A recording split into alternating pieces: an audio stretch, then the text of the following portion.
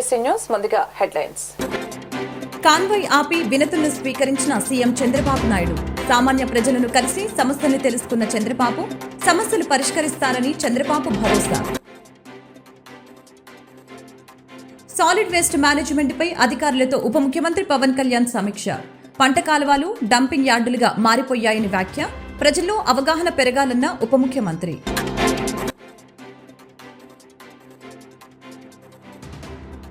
ప్రభుత్వంపై APCC chief YS Sharmila విమర్శలు.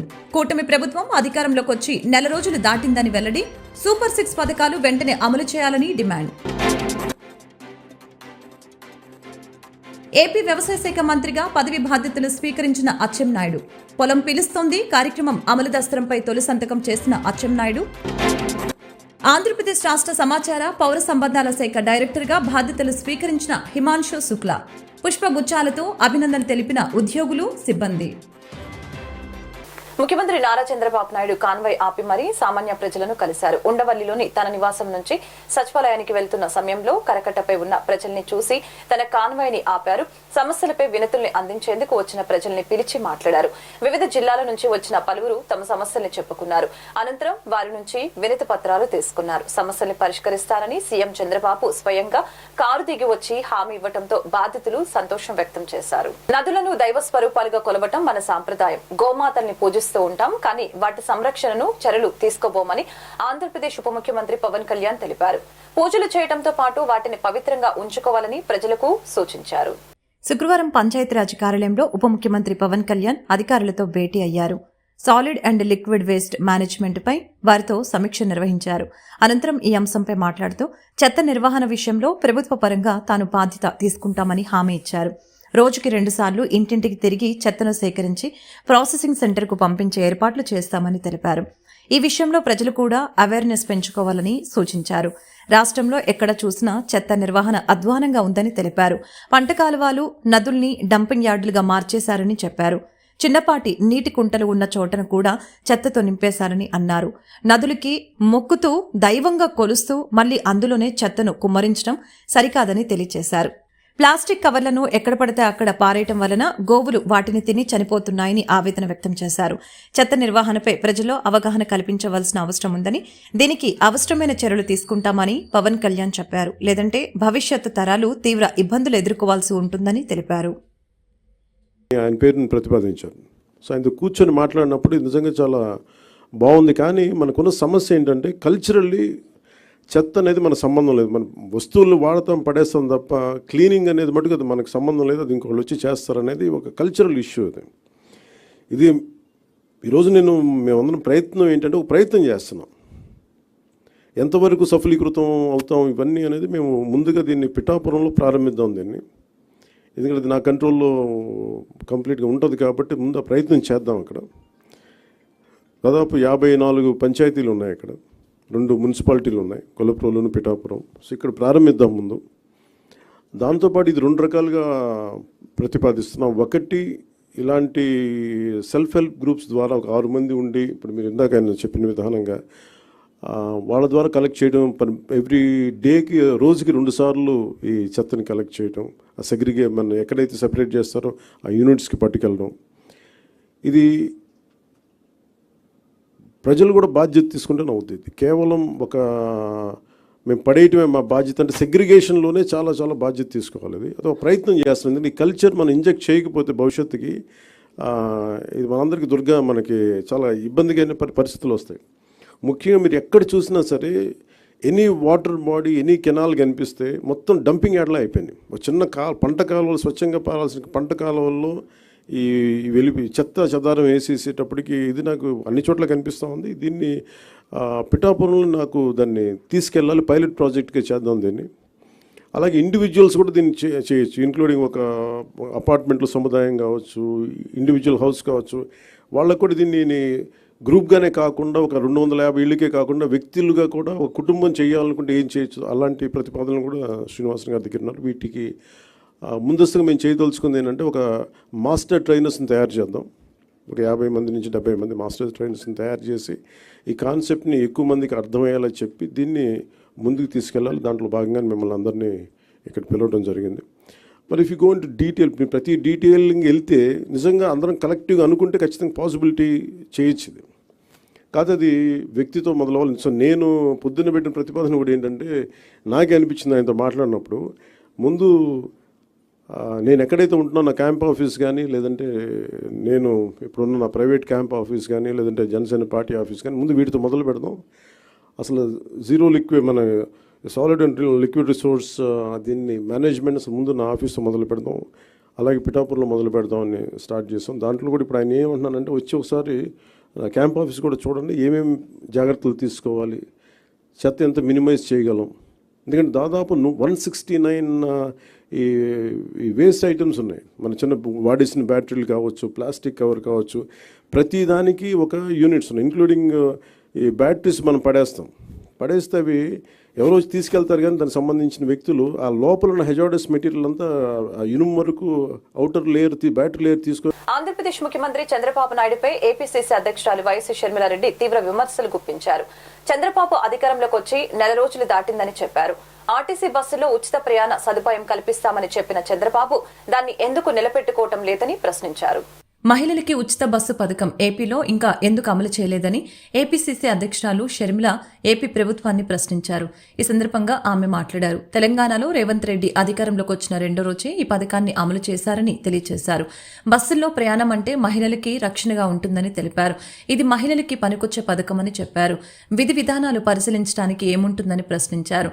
Super 6లో ప్రకటించిన అన్ని పథకాలను అమలు చేయాలని ఆవిడ తెలియజేశారు. వైజాగ్ స్టీల్ ప్లాంటుపై టీడీపీ నేతలు ఎన్నో రకాలుగా మాట్లాడుతున్నారని అన్నారు. వైజాగ్ స్టీల్ కు క్యాప్టివ్ మైన్ ఉండాలని చెప్పారు. మోదీ అంటే మోసం, వెన్నుపోటని, అలాగే జగన్ కూడా వైజాగ్ స్టీలును పట్టించుకోలేదని తెలియజేశారు. రాజశేఖర రెడ్డి వైసీపీ మనిషి కాదని, ఆ పార్టీ అసలు వైఎస్ఆర్సీపీ పార్టీ కాదని తెలిపారు. వైసీపీలో రాజశేఖర రెడ్డి లేరని చెప్పారు. వైఎస్ఆర్ ఆశయాలు నిలబెట్టేవారే అయితే జగన్మోహన్ రెడ్డి వాటిని ఎందుకు విస్మరించారని ప్రశ్నించారు. వైసీపీ నాయకులు కార్యకర్తలైనా కలిసి నివాళులు అర్పించారా? ఏం చేశారు మీరు? ఇలాగైనా రాజశేఖర రెడ్డి గారి జయంతి జరుపుకోవాల్సింది. 75వ జయంతి కదా, స్పెషల్ కాదా? మీకేం అనిపించలేదా? మా నాయకుడు కాబట్టే, మా తండ్రి కాబట్టే, మా కాంగ్రెస్ పార్టీ ఓన్ చేసుకుంది కాబట్టే రాజశేఖర రెడ్డి గారి కోసం మేము అంత పెద్ద సభ పెట్టడం జరిగింది. దానికి పెద్ద పెద్ద నాయకులు, ముఖ్యమంత్రులతో సహా, పక్క రాష్ట్రంలో ఉన్న వాళ్ళతో సహా, మంత్రులతో సహా రప్పించడం జరిగింది. సోనియా గాంధీ గారు అయితేనేమి, రాహుల్ గాంధీ గారు అయితేనేమి, రాజశేఖర రెడ్డి గారి కోసం అంత గొప్ప గొప్ప మెసేజ్లు ఇప్పించడం జరిగింది. ఇవన్నీ మేం చేశాం. మీరేం చేశారండి? మీరా రాజశేఖర రెడ్డి గారి వారసులు? ఏం చేశారు మీరు? రాజశేఖర రెడ్డి గారి 75వ తప్పకుండా చేస్తాం. ఎందుకు చేయకూడదు? ఏ 39% వైసీపీకి ఓట్లేసిన వాళ్ళు ఉన్నారో వాళ్ళందరూ చంద్రబాబు గారు ముఖ్యమంత్రి కాకూడదు అని ఓట్లేసిన వాళ్ళు. అంటే గత ఎన్నికలు మొత్తము చంద్రబాబు ముఖ్యమంత్రిగా కావాలా, లేకపోతే చంద్రబాబు గారు ముఖ్యమంత్రిగా వద్దా అన్న లైన్ మీద జరిగింది.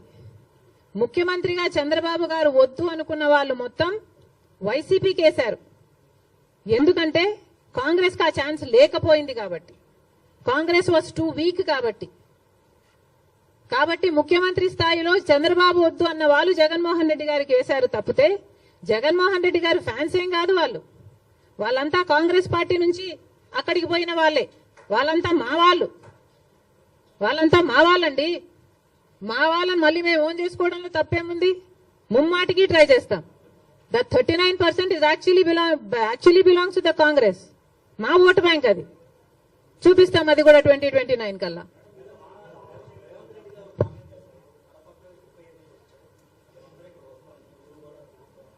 ఏపీ వ్యవసాయ శాఖ మంత్రిగా కె అచ్చెన్నాయుడు పదవి బాధ్యతలు స్వీకరించారు.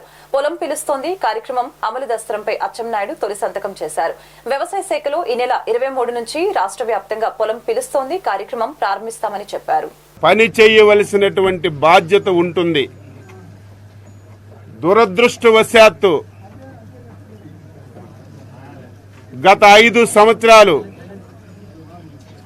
2019 నుంచి 2024 వరకు ఎవరైతే ఈ రాష్ట్రాన్ని పరిపాలించారో ఆ వ్యక్తి వ్యవసాయ శాఖకి తాళం వేశారని చెప్పి సందర్భంగా తెలియచేస్తున్నాను. ఇంత ప్రాధాన్యత కలిగినటువంటి శాఖ ఉందో లేదో తెలియనటువంటి పరిస్థితి ఏర్పడింది. ఎంత బాధ కలుగుతుందంటే, ఒక మానవుడు ఆరోగ్యవంతుడైనా సరే, ఆరోగ్యం లేకపోయినా సరే, ప్రతి 5 మాసాలకి 6 మాసాలకి మెడికల్ చెకప్ చేసుకొని ఆరోగ్యం ఏ విధంగా ఉంటుంది, ఆరోగ్యం బాగులేకపోతే ఏ విధంగా ముందుకెళ్లాలని ఆలోచన చేస్తారు. అదేవిధంగా వ్యవసాయంలో అత్యంత ప్రాధాన్యత కలిగినది భూమి. భూమి ఏ విధంగా ఉంది, భూమి యొక్క సార్థత ఏ విధంగా ఉంది తెలుసుకోవలసినటువంటి పరిస్థితి ఏ ప్రభుత్వం పైన ఉంటుంది. ఈరోజు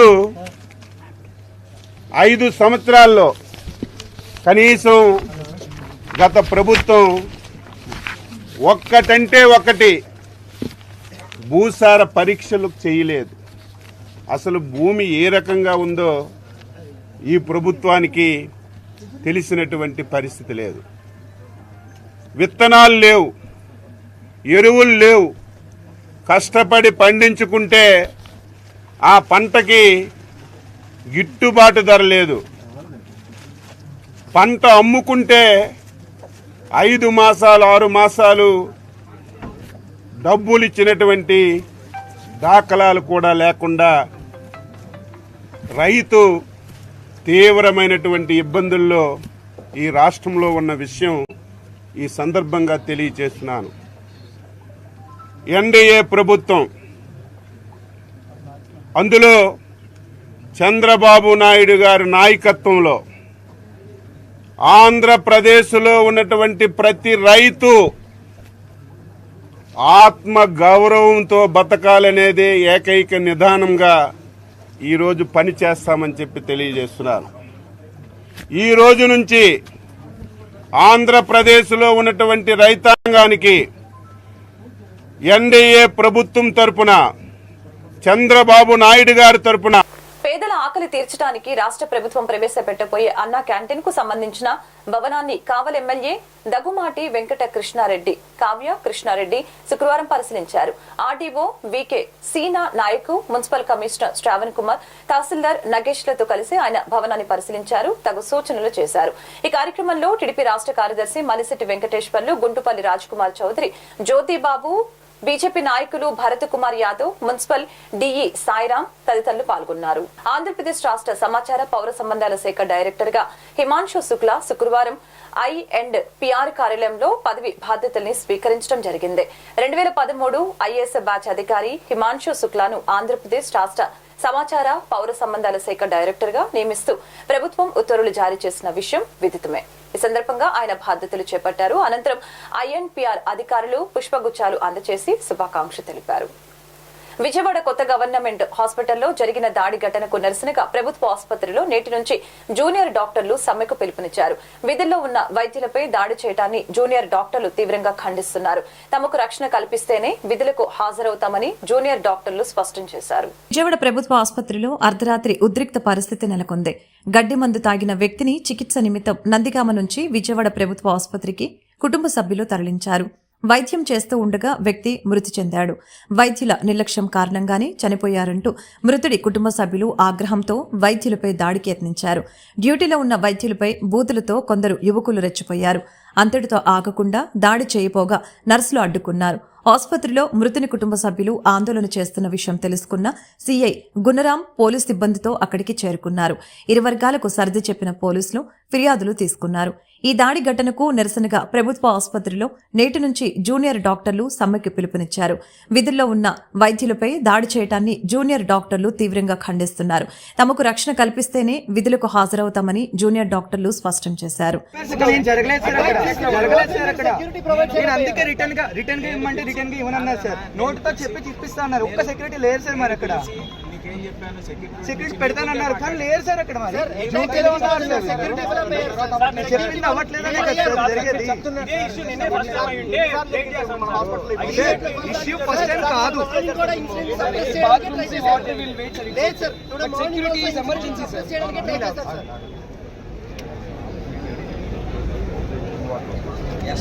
Sir, first is not drinking water, sir. First is security. Security drinking water మాకు ఎన్నో సంవత్సరాల నుంచి లేదు సార్ డ్రింకింగ్ వాటర్.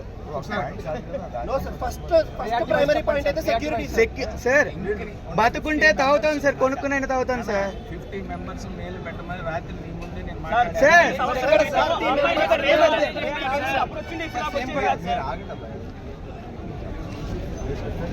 ఇప్పుడు కాదు సార్, ముందు కూడా అలాగే మెంబర్స్ పెడతా అని ఇప్పుడు రాలేదు సార్.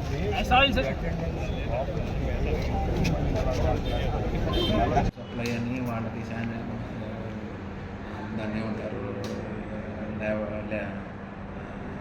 బాత్రూమ్స్ కానీ అవన్నీ మేము లోపల అంతా ఆలోచన చేసి అది కరెక్ట్ అంటే బెటర్ ఇది ఫెసిలిటీస్ మేము చూసుకుని మేము అందరం తయారు చేసేసి వాళ్ళకి ఎంతైనా వాళ్ళు మా వాళ్ళు మా దగ్గర ఉండేవాళ్ళు మేము చూసుకుంటాం, జాగ్రత్తగా చూసుకోవాలి కాబట్టి అవన్నీ మేము లోకల్గా మేము ఎట్లా చేయాలి అంటే అనేది immediately as early as possible అవన్నీ మేము సమకూరుస్తాం.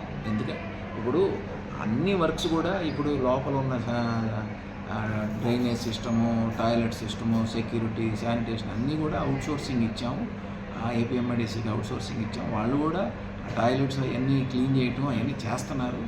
సో మా ఊళ్ళే కాబట్టి మేము చేస్తాము. మేము అదంతా జాగ్రత్తగా మేము ఆలోచన చేసుకుని అట్లా ఇంకా బెటర్గా ఎట్లా చేయాలని చేస్తాము. వాళ్ళు దాడి చేశారని చెప్పి మేము వస్తే మీరు రెస్పాన్స్ కాలేదని చెప్తున్నారు సార్.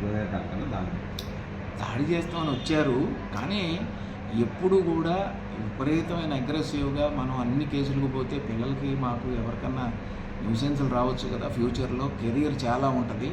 మేము ఆచితూచి ముందుకెళ్ళాలి, మా వాళ్ళని మేము కాపాడుకోవాలి. పేషెంట్లు అట్లాగే పేషెంట్లు కూడా మా మీద పడకుండా చూడాలి, వాళ్ళని కూడా కంట్రోల్ చేయాలి. కొన్ని ఇబ్బందులు ఉంటాయి ఇట్లాంటి వాటిలో హడావుడిగా గబగబా కేసులు పెట్టుకుని అన్ని న్యూసెన్స్లు చేసుకుని అంటే అవసరమైతే డెఫినెట్గా కేసు పెట్టుకుంటాం, ఎఫ్ఐఆర్ బుక్ చేయమని రిక్వెస్ట్ చేస్తాం కన్సర్న్ హౌస్ ఆఫీసర్ని.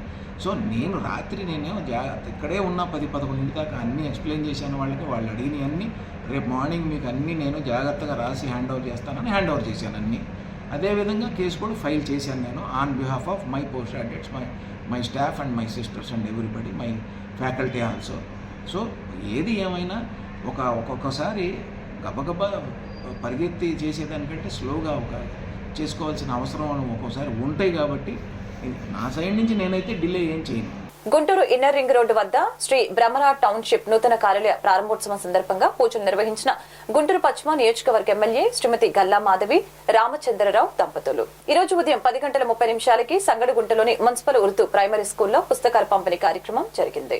ఈరోజు గురు చారిటబుల్ ట్రస్ట్ ఆధ్వర్యంలో సోదరులు ప్రసాద్ గారు ఉర్దూ స్కూల్లో చదువుకుంటున్నటువంటి విద్యార్థులకు ఉచితంగా పుస్తకాల పంపిణీ కార్యక్రమాన్ని నిర్వహిస్తున్నందుకు ముందుగా ప్రసాద్ గారికి హృదయపూర్వకమైనటువంటి ధన్యవాదాలు తెలుపుతూ ఈ కార్యక్రమానికి ఇచ్చేసినటువంటి పెద్దలు జనసేన పార్టీ అధ్యక్షులు గాది వెంకటేశ్వరరావు గారికి, అలాగే పెద్దలు అడప మాణిక్యాలరావు గారికి, పెద్దలు మాకు అన్ని విధాలుగా కూడా మొదటి నుంచి తెలిసినటువంటి వ్యక్తి, అందరితో ఆప్యాయంగా పలకరించేటువంటి మహమూద్ గారు, అలాగే వార్డు అధ్యక్షులు ఉన్నటువంటి బుజ్జి గారు, నరేష్ గారు, కరీముల్లా గారు, నాగరాజు, నరేష్, అందరికీ వేదిక మీద ఉన్నటువంటి వాళ్ళకి, ముందున్నటువంటి వాళ్ళకి, ముఖ్యంగా పిల్లలందరికీ కూడా విద్యార్థులు, ఉపాధ్యాయులు, అలాగే హెచ్ఎం గారికి, ఇమాం గారికి, మిగతా పెద్దలందరికీ కూడా పేరు పేరున హృదయపూర్వకమైనటువంటి నమస్కారాలు. అస్సలాము అలైకుం. ముఖ్యంగా ఇటువంటి కార్యక్రమాలు చాలామంది చేయాలనుకుంటారు కానీ ప్రాక్టీస్లో పెట్టడం కష్టం.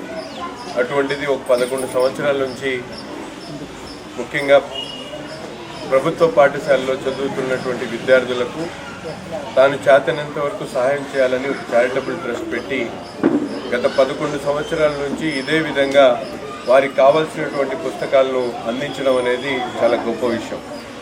దీనికి ఏదో ఒక రోజు మనకు అనిపించింది కాబట్టి చేసామనేది కాకుండా నిత్యం ఒక ప్రాక్టీస్గా పెట్టుకొని ప్రతి సంవత్సరం ఇవ్వడం అనేది చాలా గొప్ప విషయం. దీన్ని మీరు 10 రెట్లుగా పెంచాలని చెప్పి మనస్ఫూర్తిగా ఆశిస్తూ ఉన్నాం. ముఖ్యంగా మేము కూడా ఎన్నికల్లో గెలిచిన తర్వాత బొకేలు శాలువాలు ఏం తేవద్దని చెప్పి పుస్తకాలు తెచ్చి ఇవ్వమని చెప్తే నాకు దాదాపు ఒక 25,000 పుస్తకాలు వచ్చినాయి. ఈ 15 రోజుల్లోనే 25,000 పుస్తకాలు మా ఆఫీస్కి వచ్చినాయి. పెన్లు ఒక 30,000 పెన్లు వచ్చినాయి. అంటే రేపటి నుంచి మేము కార్యక్రమం తీసుకోబోతా ఉన్నాం. ప్రతి ఎలిమెంటరీ స్కూల్ ప్రభుత్వం తరఫున స్కూల్ కిట్స్ ఇవ్వడం జరిగింది. హై స్కూల్లో ఉన్నటువంటి ప్రతి విద్యార్థికి కూడా టెక్స్ట్ బుక్స్తో పాటు నోట్ బుక్స్, అలాగే షూస్, సాక్స్, బ్యాగ్ అన్నీ కూడా ఇవ్వడం జరిగింది. కానీ ఎలిమెంటరీ స్కూల్స్లో ఉన్నటువంటి పిల్లలు ఎవరు కూడా నోట్ బుక్స్ కూడా ఇవ్వలేదు. అందుకని గుంటూరు నగరంలో ఉన్నటువంటి ఎన్ని స్కూల్స్ ఉన్నాయి? 94 స్కూల్స్ ఉన్నాయి. ఆ 94 స్కూల్లో ఉన్నటువంటి పిల్లలందరికీ చూస్తే 4,200 మంది పిల్లలు ఎలిమెంటరీ స్కూల్స్లో పిల్లలకి స్కూల్ బుక్స్ రానటువంటి చోట మేమందరం కూడా ఇవ్వాలని చెప్పి నిన్నటి నుంచి ప్లాన్ జరుగుతుంది. సోమవారం నుంచి ప్రారంభించాలి అనుకుంటున్నాం. ఈరోజు సోదరుడు ముందుగానే ఇచ్చాడు. ఇది కూడా మా ఖాతాలోనే వేస్తున్నాం. ఎందుకని చెప్తున్నాను, మొదటి మా వాళ్ళు అన్నారు మీరు రేపటి నుంచి పెద్ద కార్యక్రమం చేపడుతున్నారు, ఆయన ఏదో 500 మందికో 200 మందికి ఇస్తున్నాడు, మీరు దాంట్లో కలిసిపోతే. తిరుమల శ్రీవారి సర్వదర్శనం క్యూ లైన్ లో దర్శనానికి వెళ్తూ కొందరు తమిళ యూట్యూబర్లు భక్తుల మనోభావాలను దెబ్బతీసే విధంగా ప్రాంక్ వీడియో హేమైన చర్యని టీటీడీ తీవ్రంగా ఖండించింది. వివరాల్లోకి వెళ్తే నారాయణగిరి షెడ్స్ లోని క్యూలో వెళ్తున్న మరొక కంపార్ట్మెంట్ తాళాలు తీసే ఉద్యోగిలా కొందరు యూట్యూబర్లు ఒక ప్రాంక్ వీడియోని రూపొందించారు. కంపార్ట్మెంట్లో నిరీక్షిస్తున్న భక్తులు ఆ తాళాలు తీసే వ్యక్తిని టీటీడీ ఉద్యోగిగా భావించి ఒక్కసారిగా పైకి లేవగానే వెంటనే కంపార్ట్మెంట్ నుంచి వెకిలిగా నవ్వుతూ పరుగులు పెట్టే ఆ యూట్యూబర్ వీడియో సామాజిక మాధ్యమాల్లో ముఖ్యంగా తమిళనాట వైరల్ అయింది. సాధారణంగా నారాయణగిరి షెడ్స్ దాటి వైకుంఠం క్యూ కాంప్లెక్స్ ప్రవేశించక ముందే భక్తుల నుండి మొబైల్స్ డిపాజిట్ చేయడం జరుగుతుంది. నిత్యం భక్తుల గోవింద నామాలతో మారుమ్రోగే తిరుమల కంపార్ట్మెంట్లలో వారి మధ్యనే ఉండి ఒకరిద్దరు ఆకతాయిలు చేసిన ఈ వికృత చేష్టలు భక్తుల మనోభావాల్ని దెబ్బతీశాయి. ఇటువంటి వారిపై చట్టపరమైన చర్యలు తీసుకోవాలని కోరడం జరిగింది. రోగులు వారి సహాయకులు ఫిర్యాదుల మేరకు ప్రభుత్వ ఆసుపత్రిలో గురువారం అర్ధరాత్రి ఆకస్మిక తనిఖీలు నిర్వహించినట్లు సూపరింటెండెంట్ డాక్టర్ కిరణ్ కుమార్ తెలియజేశారు. రాత్రి 11 గంటల నుంచి 1 గంట వరకు ఆసుపత్రిలో అత్యవసర చికిత్స విభాగాలను ఆయన ఆకస్మికంగా తనిఖీ చేశారు. ఈ తనిఖీల్లో డొల్లతనం కనిపించిన చోట వైద్యులకి, వైద్య సిబ్బందికి పలు సూచనలు చేశారు. ఈ సందర్భంగా డాక్టర్ కిరణ్ కుమార్ మాట్లాడారు. క్యాజువాలిటీ రిజిస్ట్రేషన్ కేంద్రం వద్ద ఒకరు మాత్రమే గుత్తేదారుని ఉద్యోగి పనిచేస్తున్నారని చెప్పారు. రోగుల రద్దీ పెరుగుతున్న దృష్ట్యా మరొకరిని నియమించాలని ఆదేశించిన గుత్తేదారుడు పట్టించుకునే పరిస్థితి కనిపించడం లేదు. అర్ధరాత్రి తనకు ఫోన్ చేసి సిబ్బంది పనిచేయడం లేదని ఫిర్యాదులు చేస్తున్నారని ఆయన చెప్పారు. ఇప్పటికైనా గమనించి మరొకసారి సిబ్బందిని నియమించే విధంగా చర్యలు తీసుకోవాలని ఆయన సూచించారు. గత 6-7 నెలల నుంచి ఈసీజీ టెక్నీషియన్స్ రాత్రిపూట ఒకరు మాత్రమే పనిచేస్తున్నారని, మరొకరు అర్ధరాత్రి నుంచి విధులకి డుమ్మా కొడుతున్నట్లు పరిశీలనలో వెల్లడైందని ఆయన చెప్పారు. ఈసీజీ రీల్స్ లో అక్రమాలు చోటు చేసుకుంటున్నాయని ఫిర్యాదులు వస్తున్నాయని తెలిపారు. ప్రతిరోజు ఈసీజీ రోల్స్ ఎవరిస్తున్నారు, ఇండెంట్ ఎవరిస్తున్నారు, ఎవరి ద్వారా తీసుకుంటున్నారు అనే అంశాలపై విచారణ చేపట్టాలని అధికారులకి ఆదేశాలు జారీ చేశారు. రోగులకి సేవలు ఎవరిస్తారు, పీచీలపై వదిలే రోగుల పరిస్థితి ఏంటి, గంటల తర్వాత వచ్చిన డీఏపై వైద్యుల్ని ఆయన ప్రశ్నించడం జరిగింది. అత్యవసర చికిత్స విభాగంలో అనధికారికంగా తిరుగుతున్న ల్యాబ్ టెక్నీషియన్ని గమనించినట్లు ఆయన చెప్పారు. అమాయక రోగుల వద్ద ల్యాబ్ పరీక్షల పేరిట ముక్కుపిండి డబ్బులు వసూలు చేస్తున్నారని రోగుల సహాయకులు ఫిర్యాదు చేశారని తెలియజేశారు. ఆధునిక కేర్ యూనిట్ను పరిశీలించి రోగులకి అందుతున్న వైద్య సేవల గురించి అడిగి తెలుసుకున్నారు. ఆసుపత్రిలో చికిత్స పొందుతున్న విశ్రాంత ఉద్యోగి ఆరోగ్య పరిస్థితి గురించి ఆరా తీశారు. వైద్య సేవలు అందే విధంగా చర్యలు తీసుకోవాలని ఆయన ఆదేశించారు.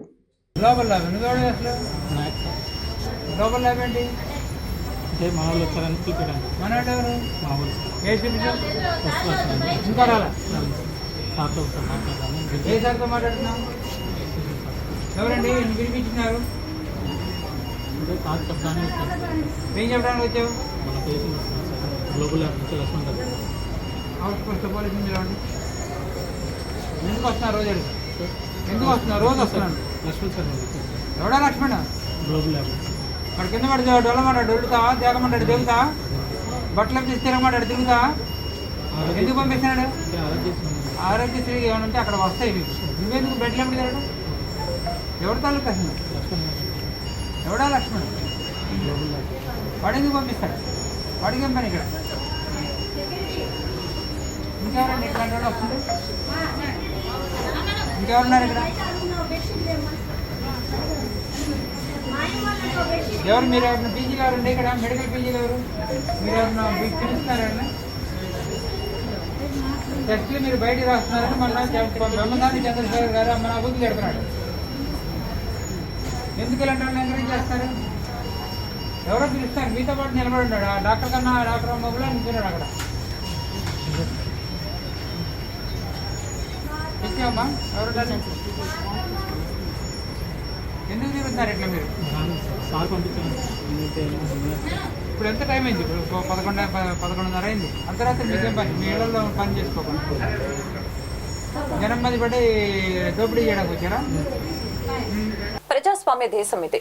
శ్రీ బైరెడ్డి సిద్ధార్థరెడ్డి సొంత ఊరు ముచ్చుమర్రిలో జరిగిన చిన్నారిపై ఆటవిక చర్య హత్య మీకందరికీ విదితమే. బాధిత కుటుంబాన్ని పరామర్శించడానికి వెళ్తున్న ఆయన్ని అడ్డుకోవటం అంటే ఒక కారణంగా ఇది నియంతృత్వ పాలన, పెత్తందార్ల పోకడ, దళారీ వ్యవస్థ. సొంతూరు మనుషుల్ని కూడా పలకరించడానికి పర్మిషన్ కావాలా? నేను ఏం చేస్తున్నా, బాధితులు ఎవరైతే ఉన్నారో వాళ్ళ పరామర్శించి వస్తా ఉంటున్నా. మీరు ఇప్పుడు ఎవరు పోకూడదు అంటే మీరే నన్ను పిలుచుకోపోండి పోలీసు వాళ్ళు. మళ్ళీ పాండి వస్తా, బండి మీ బండిలోనే వస్తా, మీ బండిలోనే వస్తా అంటున్నా నేను. కాదన్నా, నన్ను మీరే పిలుచుకోపోండి పోనీ. ఇలా నన్ను మీరు పిలుచుకోపోండి అంటున్నా. ఎవరొద్దు, వీళ్ళు ఎవరొద్దు, నేను వస్తా మీతో పాటు మీరే పిలుచుకోపోండి అంటున్నా. కాదన్నా, నేను ఏం చేసినా అని ఇప్పుడు? నేను లా అండ్ ఆర్డర్ ఏదైనా అదుపు తప్పించినానా? ఏం జరిగింది అని? అవును. వార్తలు ముగించే ముందు ముఖ్యాంశాలు మరొకసారి. కాన్వాయ్ ఆపి వినతులను స్వీకరించిన సీఎం చంద్రబాబు నాయుడు. సామాన్య ప్రజలను కలిసి సమస్యలు తెలుసుకున్న చంద్రబాబు సమస్యలు పరిష్కరిస్తారని చంద్రబాబు భరోసా. సాలిడ్ వేస్ట్ మేనేజ్మెంట్ పై అధికారులతో ఉప ముఖ్యమంత్రి పవన్ కళ్యాణ్ సమీక్ష. పంట కాలువలు డంపింగ్ యార్డులుగా మారిపోయాయని వ్యాఖ్య. ప్రజల్లో అవగాహన పెరగాలన్న ఉప ముఖ్యమంత్రి.